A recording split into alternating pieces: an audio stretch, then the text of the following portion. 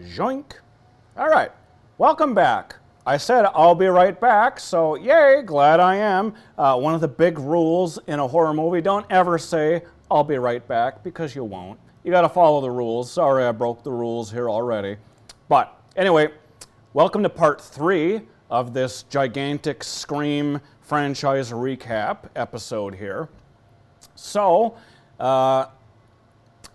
I recapped Screams 1 through 6. Now it's time to get to the new one, part 7. Hopefully my voice holds out here a bit. Just saw it, opening night, and let me show you a quick little slideshow before I get into my thoughts on Scream 7 here. So let's take a quick look at our slideshow. All right, here we are. The first picture here. So this was the opening night fan event at Marcus Cinema. I was invited out to be Ghostface for the night. I was wearing this very costume I'm wearing here. And there were picture opportunities, like fans could come by and get their pictures with me. And then here I am. This was on the ultra screen. And then fans also got like a poster for coming out as well. So that was really cool. And then here's my buddy Sean.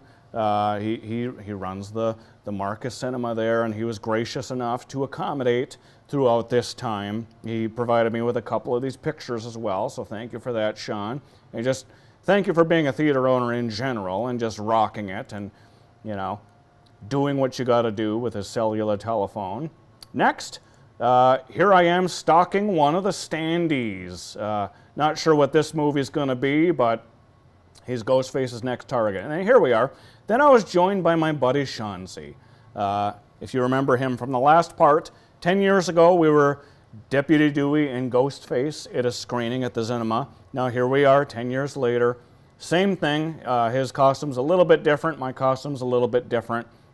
Same principle though. Scream has aged well with us. He's one of the biggest Scream fans I know, my buddy Chauncey. And then here's a passerby that came by. It was good seeing you that night, buddy. And then a couple more passerbys that wanted to include me in their Ghostface heart. That was really cute. And then here's the last one that it just melted my cold, dead little heart that this little girl wanted to come over and get a picture with Ghostface, and she wanted to hold Ghostface's knife, and she was totally unfazed by the whole thing and thought it was awesome. Pretty sure she wasn't able to go see Scream that night, but it was just cool to see that Scream just transcends generations. It is now 30 years old, this property. So there's the impact in one picture right there. So, joink, back on camera here. So, went opening night to Scream 7, and the thing with Scream 7 is that it is written and directed by Kevin Williamson, who wrote the original Scream movies. He wrote 1 and 2, had ideas for 3, and then he wrote 4. And this is his first time directing. And I really appreciated his style.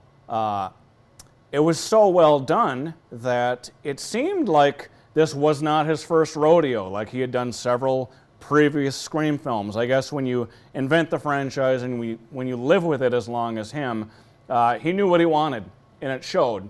The directing was great.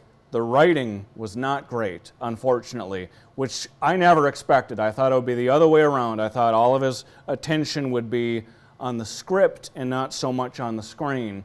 And my biggest criticisms about this movie were the story and the script itself. So maybe I'll get into the criticisms before I get into the good stuff that I really liked. So, and this is the one that everyone's talking about. Everyone hates the killer reveal, and I fully agree. When the killers reveal themselves, like they always do, you're kind of like, huh? Who are these people again?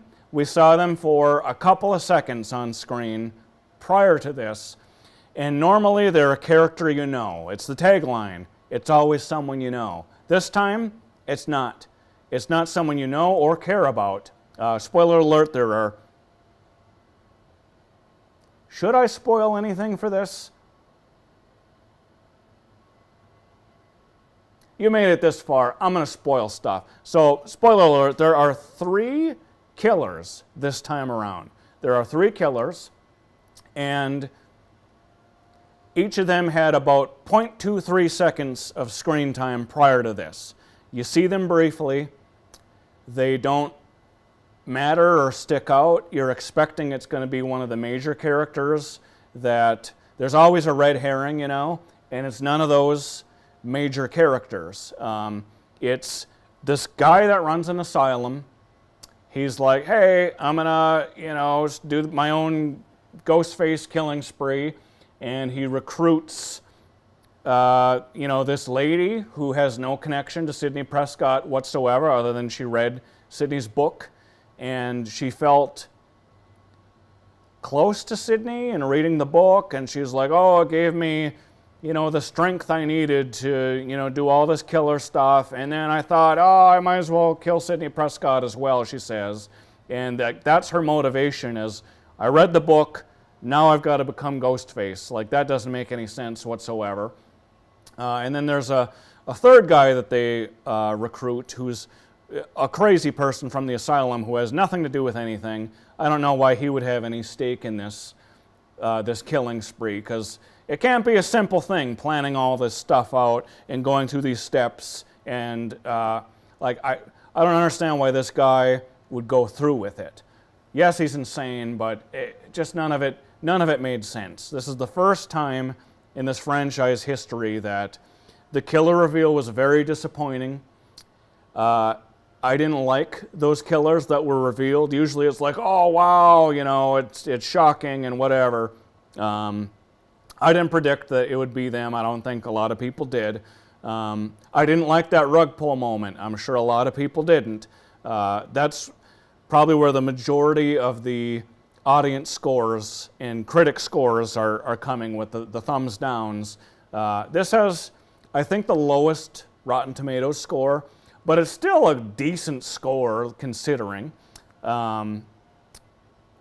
It's just, that moment was lazy and not good.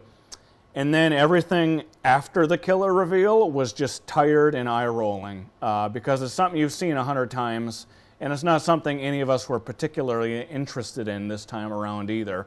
Then there's a struggle with the killers, and then they're taken out, and it was very rinse and repeat, and it was like, give us something different, please. And that part was boring, and that made it seem like this franchise, not that it's overstayed its welcome, but that particular part overstayed its welcome, and I just wanted that part to be over so we could move on to the ending, which hopefully something crazy or cool would happen at the ending, but nothing particularly crazy or cool did. So that's the big thing that people don't like about it. Another thing I didn't like about it is that the characters were not smart. They made a lot of really stupid decisions that they should know better than to make, especially the 7th go-around. Like, Sidney makes a lot of stupid decisions that she never would have made in any of the previous ones. Same with the newer characters that were carried over from 5 and 6. They make some really dumb choices, and they were the smartest people in Scream 5 and 6 that know very well what to do, what the rules are, how to stop the killer, and they just fell into all the traps just like any other character with half a brain. And it was kind of insulting to see that, insulting on their behalf and a little bit on the audience behalf, to just not at least have things referenced that they are aware they're making a bad decision. That's what they did really well in 5 and 6. If a character was forced to do something that they knew might end up badly, they'd at least mention it. At least mention that meta stuff. That's what it's all about. But these characters, they were just kind of written poorly. So a little bit more work needed to go into that part of it, just making sure that we're aware that it needs to be a meta moment, and the characters aren't as stupid as they are letting on. That would have been great. That would have moved things along a little bit better. So those are my big complaints, really. I liked a lot of the other stuff. So let's set up the story here. So this takes place in a new town, I believe in Washington, where Sydney has relocated, and she now has a daughter, and she's just trying to protect her daughter the whole time. And then Gail shows up, and the new killings begin again. And it was frustrating to see Sydney be like, hey, daughter, please don't do X, Y, Z. That's dumb. Killer will come for you if you do those things.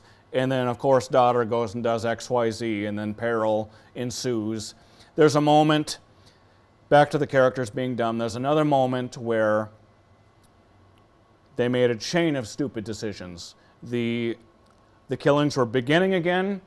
Get out of town. That was the plan. They go back to their home. They didn't need to do that. Obviously, the killer was going to be there and try to get them. They go back to their home. Of course, the killer shows up and starts chasing them around.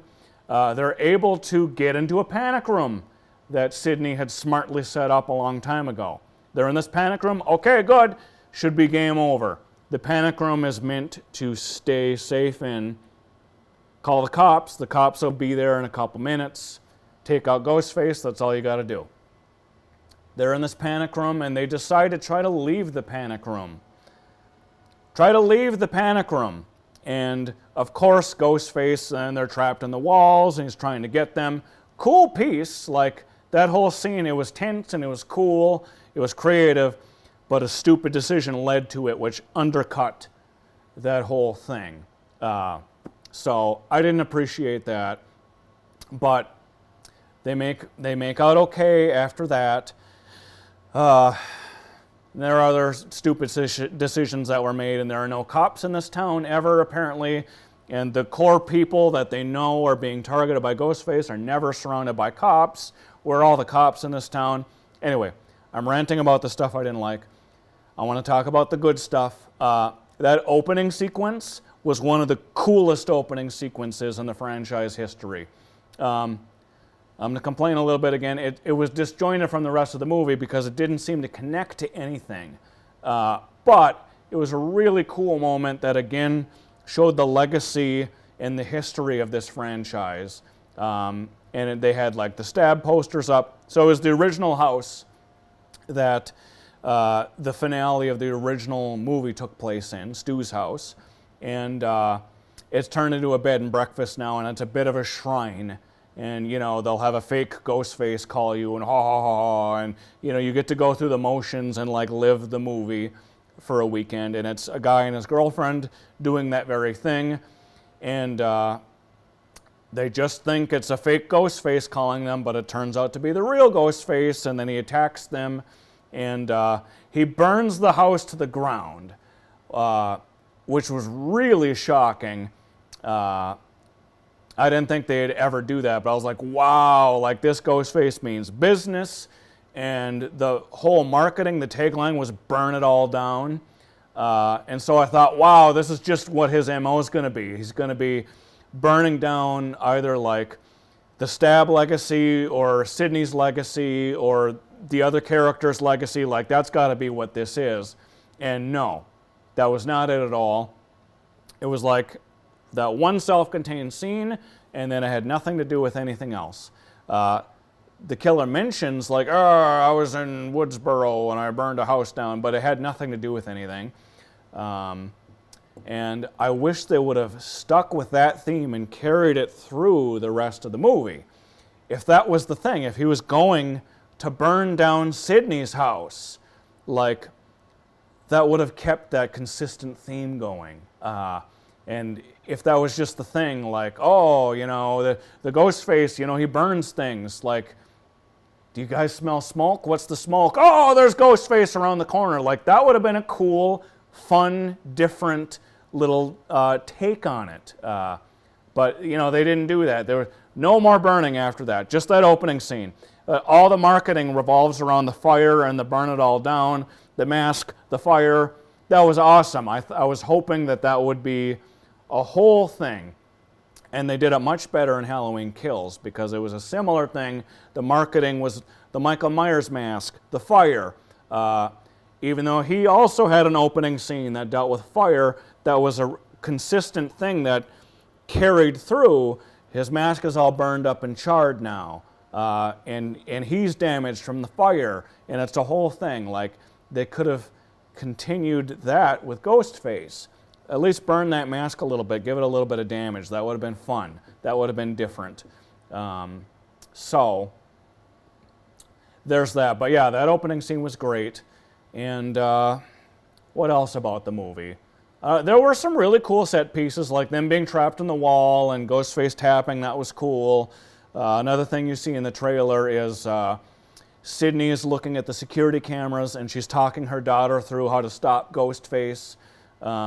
And they're working together to take down this Ghostface. That was cool. There were a lot of callbacks to things. That was cool. Gale Weathers has one of the greatest introductions in franchise history when she shows up on scene. That was cool. Taking out one of the killers early, that was cool. It was another one of those fun little subversion moments. What else? I don't know. It felt like a classic Scream movie. Was the other thing. It felt like a Scream movie. Some of the others, something was a little off. This one, you could tell it was coming from the original people, Kevin Williamson. So, there were some good things. There were some bad things about it. But overall, great movie. I didn't even get into what it was supposed to be. So it was supposed to carry over from those previous characters, the two sisters, and one of them was supposed to get killed, and it was going to be a whole thing. And it was going to be the one sister becoming Ghostface, and that would have been the end of that little trilogy. But that didn't happen. We don't know if Melissa Barrera is ever going to be able to come back. We don't know if Jenna Ortega is going to come back. There was a lot of controversy with that. Melissa Barrera was fired from Scream 7 because she was making political posts. It rubbed some people in the studio the wrong way, and they got rid of her. And a lot of people got upset. And so there was a bit of a smear campaign with this new Scream 7. People didn't want to see it. People were boycotting Scream 7. It's the largest opening in franchise history. So did it work in its favor or against it? Who knows? All I know is that the numbers are insane. It's made almost $100 million in its opening weekend alone. It's outgrossed Scream 4. I think Scream 8 is on the horizon. I think it's safe to say. As long as Kevin Williamson avoids some of the pratfalls from Scream 7, I don't see why Scream 8 wouldn't just be amazing as well. I'm excited that it's a very real possibility that we could get a Scream 8. Well, we'll probably get one anyway, no matter what. Sooner rather than later. This is a good franchise. Honestly, all 7 of these movies, I enjoy them all. I don't think there's a bad one. There are some weaker ones, but I don't think there's a bad one in this franchise. If you sit down and watch this whole franchise, you're not going to be bored. You're not going to be disappointed. It's fun. It's always fun. It's barely ever boring. There's some frustrating stuff, yeah, but it's a good horror franchise.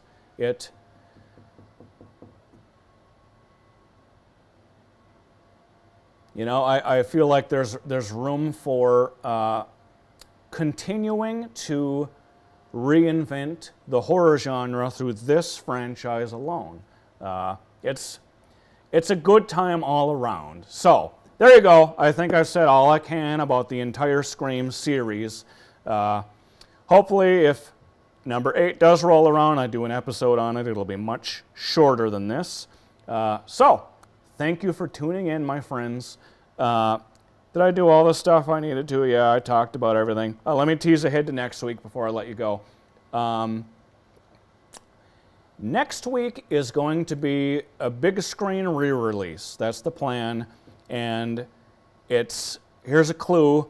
Next week will be episode 35, and it'll be the 35th anniversary of this particular thing. That was not planned, that's just how that works out. So that's the idea, and it's a sequel to something I've already covered in the past. That'll be a first for this, this movie series as well. So, thank you for tuning in, my friends. And until next time, stay spooky, my friends.